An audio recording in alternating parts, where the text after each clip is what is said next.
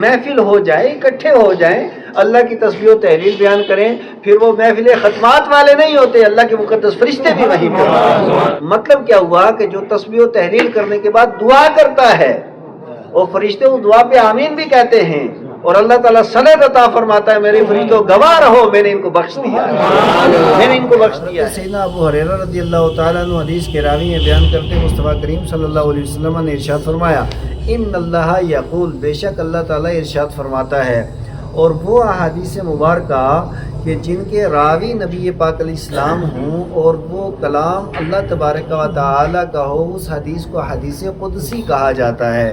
تو یہ حدیث قدسی ہے کہ رب قدوس ارشاد فرماتا ہے کہ یا ابن آدم انکا اذا ذکرتنی شکرتنی و اذا نسیتنی کفرتنی، کہ رب قدوس ارشاد فرماتا ہے، اولاد آدم ہے انسان، جب تو میرا ذکر کرتا ہے تو میرا ذکر کرنا ہی تیرا شکر کرنا ہے، جب تو میرا ذکر کرتا ہے تو میرا شکر بھی کرتا ہے، اور جب تو مجھے بھول جاتا ہے تو میرا ناشکرا ہو جاتا ہے، پھر تک تو ناشکر انسان ہے۔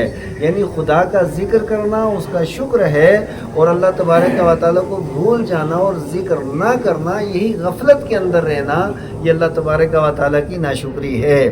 حضرت اس حدیث پاک کو حضرت امام طبرانی نے المعجم الاوسط کے اندر روایت کیا ہے۔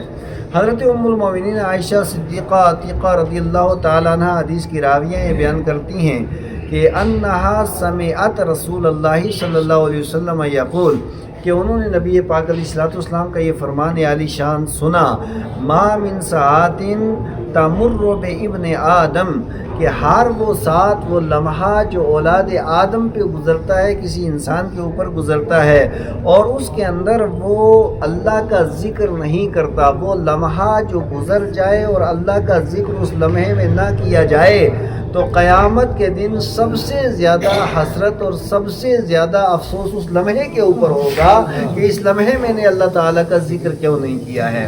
تو میں نے پہلے عرض کیا تھا، قرآن حکیم پڑھنا، نماز ادا کرنا، نوافل پڑھنا، دوسروں کی مدد کرنا، یہ ساری چیزیں جو ہیں الگ الگ طریقے سے اللہ تعالیٰ کے ذکر میں ہیں۔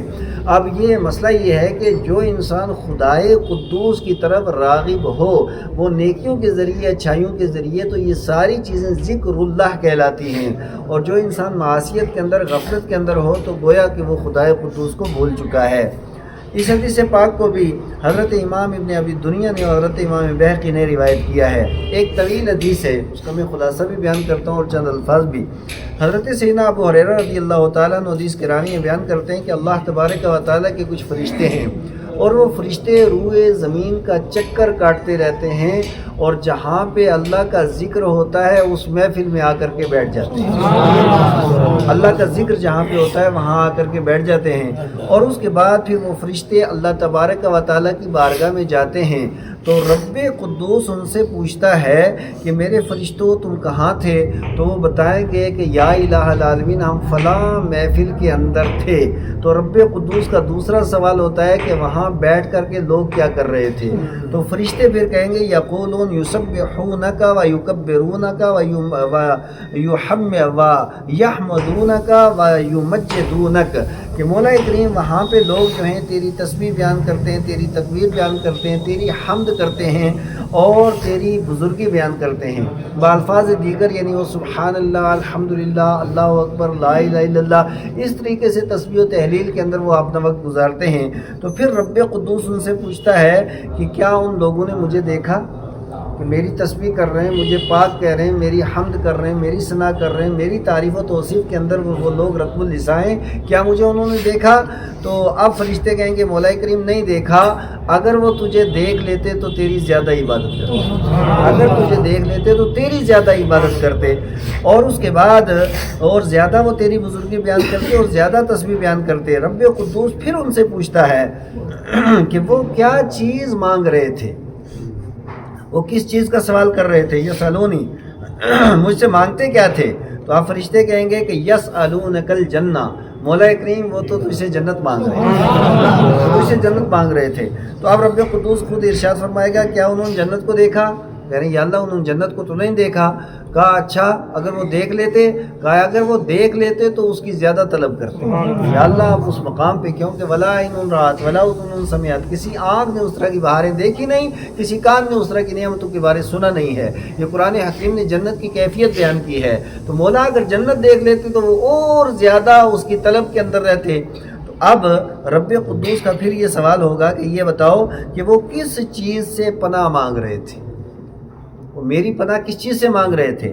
تو اب فرشتے کہیں گے مولا کریم وہ جہنم سے تیری پناہ مانگ رہے تھے.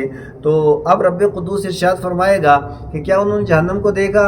یا اللہ نہیں دیکھا. اگر وہ دیکھ لیتے تو اور زیادہ وہ جہنم سے دور رہنے کی قد و کاوش کرتے اور آہ زاری و گریہ زاری کرتے.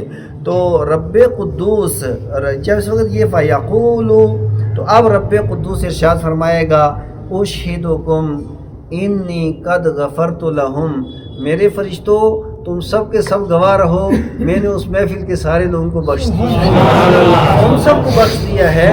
کیا مطلب کیا ہوا؟ مطلب کیا ہوا کہ جو اکٹھے ہو کر کے سبحان اللہ الحمدللہ اللہ اکبر خدائے قدوس کی تسبیح تحلیل کرتے اکٹھے ہو کے, کیا ہو کر کے اکٹھے ہو کر. اچھا مجھے آپ بتائیے ہمارے یہاں ختمات کے اندر کیا ہوتا ہے؟